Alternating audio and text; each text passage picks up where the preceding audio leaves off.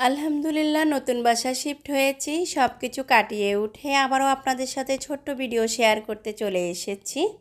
বাসা চেঞ্জ করা নিয়ে বেশ একটা লং গ্যাপে পড়ে গিয়েছি।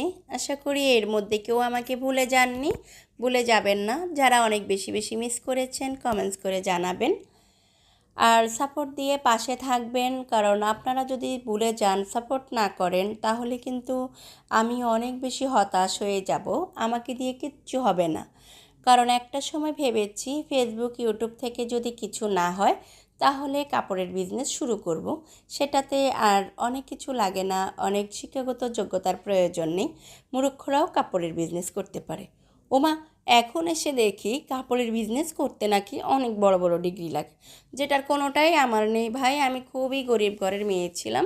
বাবা মা টাকা পয়সার অভাবে আমাকে কখনোই পড়াশোনা ঠিকভাবে করাতে পারেনি। তাই এই ফেসবুক আর ইউটিউবের পিছনে ছুটা আর কি। আমাকে দিয়ে কাপড়ের বিজনেসটাও হবে না।